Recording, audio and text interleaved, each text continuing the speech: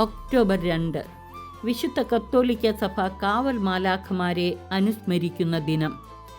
1670 ക്ലെമൻ 10 മാർപ്പാപ്പയാണ് October 2 കാവൽ മാലാഖമാരുടെ തിരുനാൾ ആഘോഷം വിശുദ്ധ കത്തോലിക്ക സഭയിൽ ആരംഭിച്ചത്.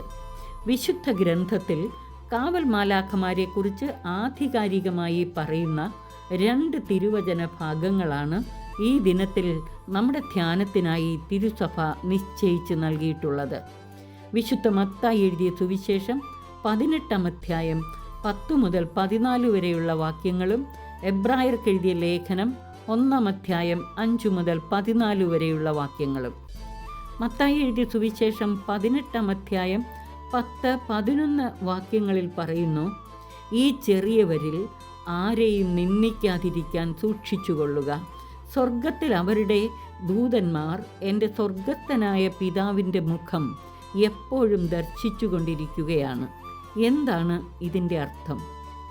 നാം എളിയവരെ നിന്ദിക്കുകയോ അവഗണിക്കുകയോ ചെയ്താൽ അവരുടെ കാവൽ മാലാഖമാർ അത് ദൈവ തിരുമുൻപിൽ നമുക്കെതിരായി അറിയിക്കും.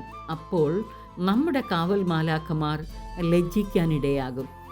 എബ്രായർക്ക് എഴുതിയ ലേഖനം 1 അധ്യായം 5 മുതൽ 14 വരെയുള്ള വാക്യങ്ങളിൽ കാവൽ മാലാഖമാരെ ദൈവം നമുക്കായി നിയോഗിച്ച സേവകാത്മാക്കളാണ് എന്നാണ് പറഞ്ഞിരിക്കുന്നത്. അതായത് നമ്മെ സംരക്ഷിക്കാനും സുരക്ഷിതരായി കാത്തു പരിപാലിക്കാനും ദൈവം നിയോഗിച്ച സേവകാത്മാക്കളാണവർ.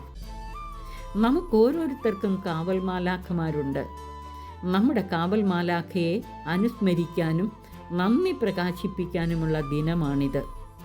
മത്തായി എഴുതിയ സുവിശേഷം 18 അധ്യായം 6 മുതൽ 14 വരെയുള്ള വാക്യങ്ങളിൽ 3 കാര്യങ്ങൾ എടുത്തു പറയുന്നു.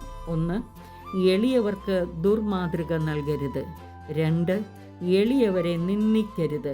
3, പാപികളെ പഴിചാരി വിധിച്ച് തള്ളിക്കളയരുത്. അവരെ മാനസാന്തരപ്പെടുത്തി തിരികെ കൊണ്ടുവരാനാണ് നാം ശ്രദ്ധിക്കേണ്ടത്. കാരണം നമ്മുടെ കർത്താവ് കാണാതായ ആടിനെ തേടിയെത്തുന്നവനാണ്.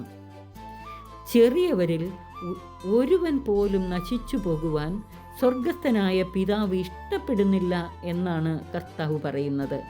നാം നഷ്ടപ്പെട്ടു പോകാതിരിക്കാനാണ് അവിടുന്ന് നമുക്ക് കാവൽ മാലാഖമാരെ നിയോഗിച്ചു നൽകിയിട്ടുള്ളത്.